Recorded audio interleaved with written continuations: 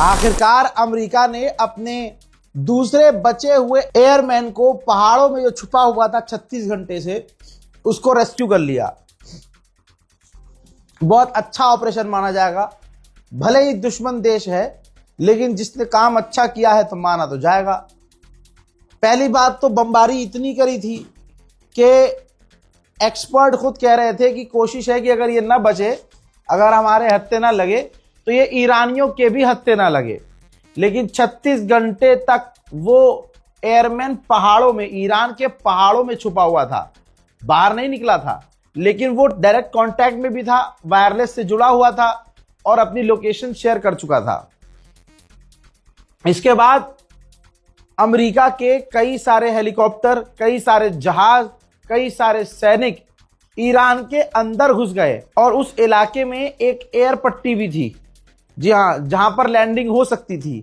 वहां जहाज लैंड करवाए, जमीनी ऑपरेशन किया, अपना बंदा ढूंढा एयरमैन, और फिर जब वहां से निकलने लगे तो भैया उनका 2 C-130 जहाज और 2 ब्लैक हॉक हेलीकॉप्टर, भाई अमेरिका के ये 4 ऐसे 2 हेलीकॉप्टर, 2 जहाज थे जो कि ईरान के निशाने पर आ गए।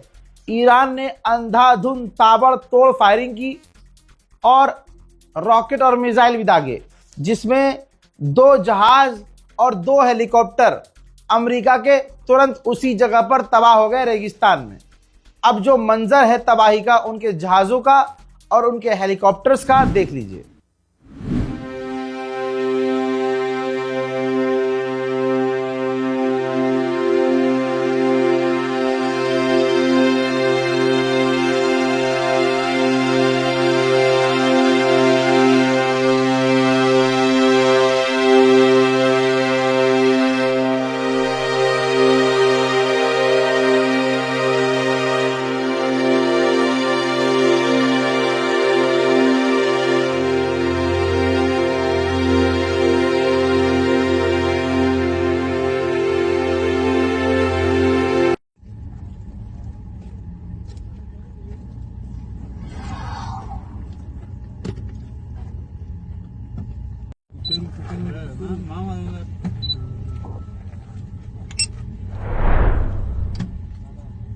अब दोस्तों यहां पर अमेरिका का कहना यह है कि हमारे जहाज हमने खुद तबाह किए, क्योंकि ये रेगिस्तान में फंस गए थे और ये ईरान के हाथ ना लगे। हजरात, जबकि ऐसा कुछ नहीं है, क्योंकि अगर मलबा भी हाथ आ गया है तब भी ईरान के तो हत्थे लगी गया है। दूसरी बात ये कि ऐसा कोई सीन नहीं था कि भाई वो जाल में फंस गया है या रेगिस्तान में फंस गया है। जब वो उतरा है तो टेक ऑफ भी कर सकता है। अमेरिका अपनी इस जगह पर नाकामी छुपाने के लिए ये बात कह रहा है। ये भी बात जैसे बड़ी अजीबोगरीब है कि ईरान का अपने पहाड़ों पर कंट्रोल नहीं था। 36 घंटे में एक दूसरा देश आता है, घुसता है, पहाड़ों पर सर्च करता है और अपने बंदे को बचा कर ले जाता है। तो ईरान का यहाँ पर एक वीक पॉइंट दिखता है कि ईरान का अपने पहाड़ों पर इतना कंट्रोल नहीं है। तो जमीनी ऑपरेशन तो फिर हो सकता है अगर अमेरिका अपनी 10 गुना ताकत के साथ आ जाए।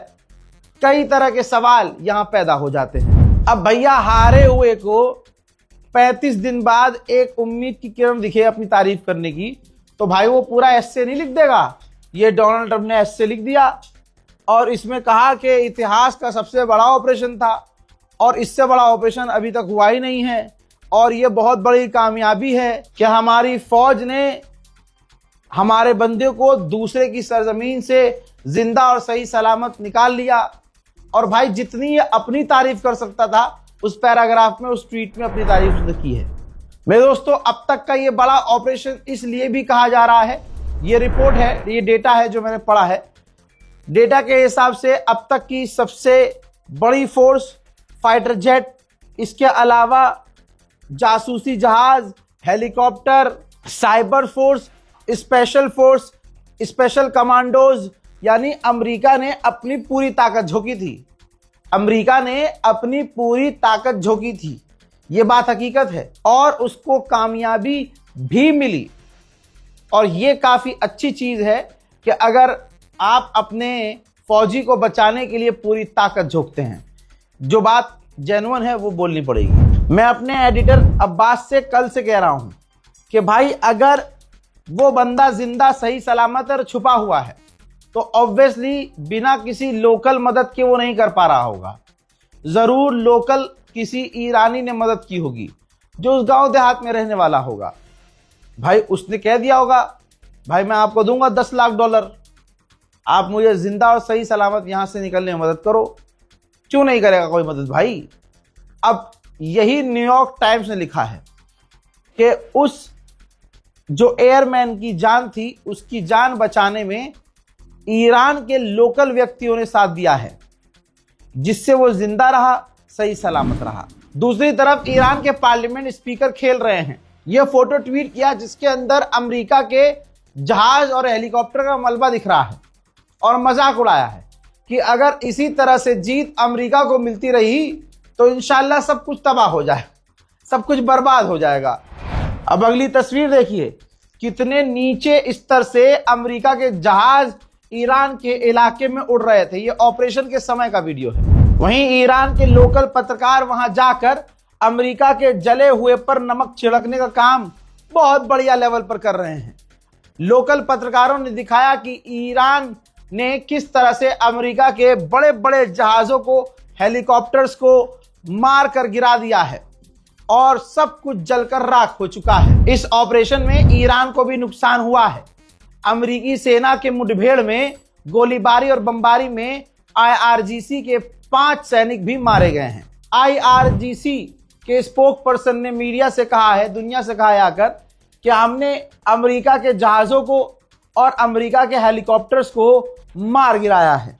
वो हमारे निशाने पर थे, हमने काम कर दिखाया। सिर्फ यही नहीं दोस्तों, ईरान ने कुछ घंटे पहले एक अमेरिका का MQ-9 रीपर ड्रोन और एक इजराइल का हर्मीज ड्रोन, दोनों देशों के ड्रोन्स को मार गिराया है। दोस्तों अब बुरी खबर, CNN चैनल रिपोर्ट कर रहा है, अमेरिका का चैनल रिपोर्ट कर रहा है कि बीती रात ईरान पर जो बड़े हमले हुए हैं, और मैंने आपको दिखाया था कि कितने बड़े हमले हुए हैं, सबसे बड़े हमले हुए हैं।